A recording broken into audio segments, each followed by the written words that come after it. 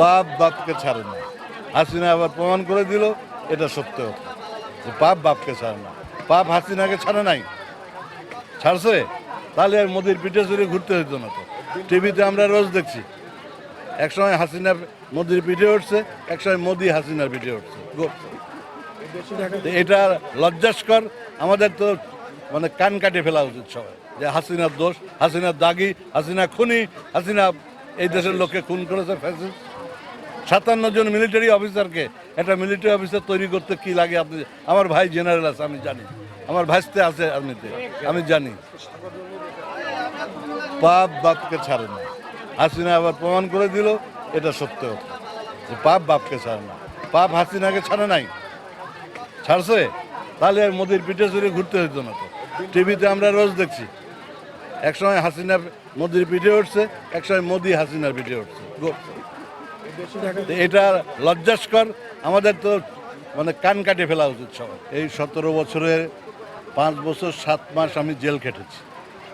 আমার এক পাটি দাঁত নাই, নিচের পাট পুলিশে মেরে, এখানে তো অনেক পুলিশ আছে, যেন আমরা সহ্য করেছি।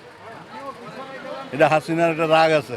পার্লামেন্টে হাসিনাকে আমি জিজ্ঞেস করেছিলাম যে আপনি মুক্তিযুদ্ধের গল্প করেন, মুক্তিযুদ্ধ 9 মাস আপনি কোথায় ছিলেন? তখন আমাকে গালাগালি করে যা তা বলেছে, সেটা আর আমি এখন বলতে চাই না, যা তা বলেছে। সেই রাগে আমাকে 5 বছর 7 মাস জেল কাটাইছে বিভিন্ন মিথ্যা মামলা দিয়ে, এবং পুলিশদেরকে খেপা দিয়েছে আমাদের বিরুদ্ধে, আমার বিরুদ্ধে। আমাকে নিয়ে যায় মেরে দাঁত সবগুলো ভেঙে ফেলেছে। তো এটা কি আপনারা বলেন? আপনারা তো প্রিয় সাংবাদিক আমাদের, আপনারা ইলেকট্রনিক মিডিয়া, প্রিন্ট মিডিয়া, বিভিন্ন সাংবাদিকতায় আছেন, আপনারা বলেন এটা কি কোনো কাজ? হাসিনা তার উচিত শিক্ষা পাচ্ছে, কিন্তু কোনো লাভ নাই।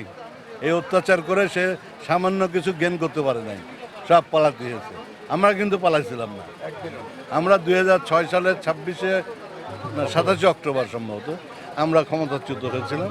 আমরা কিন্তু 27 তারিখে কোর্ট টাই পরে এসে অফিসে বসছিলাম, আমরা পালাইনি কেউ। এখন দেখেন আওয়ামী লীগের একটা লোক খুঁজে পাবেন না আপনি, সব পলাতক, এভরিবডি পলাতক। কারণটা কি? একটা ছাত্রলীগের ছেলের কাছে 2000 কোটি টাকা ফরিদপুরে পাচার করেছে। একটা সিলেটে একটা ছাত্রলীগের ছেলের কাছে 5000 কোটি টাকা পাচার করেছে। সব লন্ডনে ধরা পড়ছে, তারপরে আপনার ইয়েতে কী বলে কানাডায় ধরা পড়ছে, সব বিভিন্ন দেশে ধরা পড়ছে, বিশ্ব ব্যাংকের বিভিন্ন জায়গায় ধরা পড়ছে, সুইস ব্যাংকে ধরা পড়ছে। তো এটা তো আমাদের সময় তো এগুলো হয়নি। আর এই কারণে একটা মিথ্যা মামলা দিয়ে আমাদের ম্যাডামকে 6 বছর জেল কাটিয়েছে। তা হাসিনার জেল হবে না, কেবল 6 মাসের হয়েছে।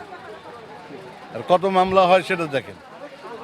হত্যা করেছে 1500 লোককে এইবার এই আন্দোলনে।